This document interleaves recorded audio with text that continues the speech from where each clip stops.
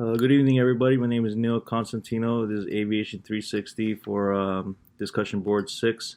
And our topic for today is, or this week, is by road or by air. So let's just read it out a little bit. If the pilots believe that road travel or their airlines would be a better method of transportation for a particular trip, should they suggest the airline alternative or simply push ahead with the trip or the corporate aircraft? Um, some important factors that we need to consider when making this decision are the time, the distance, and the cost of the situation.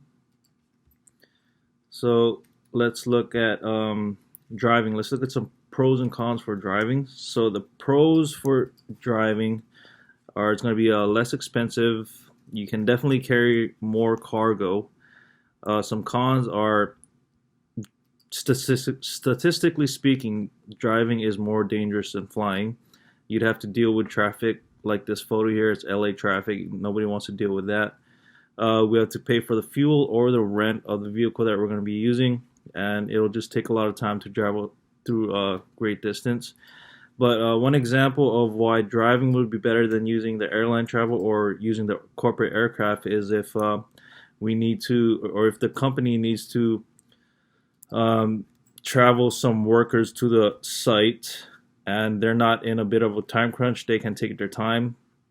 Uh, Driving would be the better option because it is less expensive. You don't have to pay for their fares or anything like the airline tickets or for the corporate aircraft. Um, Now let's look at airline travel.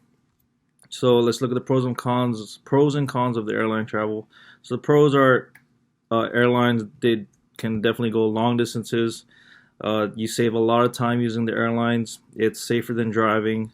Uh, Nobody has to worry about the traffic. The cons is that it is scheduled and they're more expensive than driving.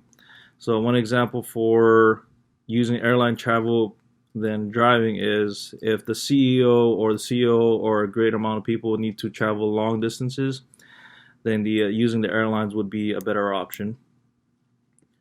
Now let's look at corporate aircraft. Here I have an example of a King Air 350i. I've used this aircraft in my examples for the previous videos. King Air 350i is a great aircraft. Some pros of the using corporate aircraft is it's not scheduled. You can fly anytime. You don't have to deal with TSA or checking in, anything like that.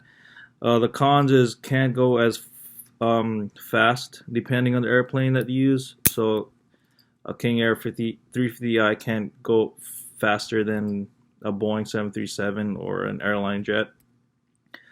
Another con is the company will have to pay for the pilots, pay for the fuel, and not to mention the cost per hour of the aircraft.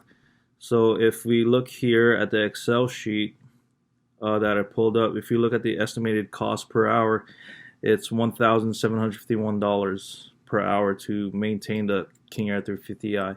So one example of not being able to use this corporate aircraft is if let's say the CEO or the COO is not in a time crunch and they need to travel somewhere. I'd say either driving or airline travel would be the best bet. It saves the company a lot of money. Now let's say if the CEO or the CEO needs to travel quick and is in a bit of a time crunch, then using a corporate aircraft would be the best method. Another example of wanting to use a corporate aircraft is if, let's say, something's down in the job site and they need it fixed quickly so that they can continue the operation and continue making money. They need to send a mechanic down there really fast and pack all his luggage and his tools. Then using the corporate aircraft would be the best bet because, like I said, it's not scheduled. They can go anytime they want. And that's about it for this presentation. Thank you.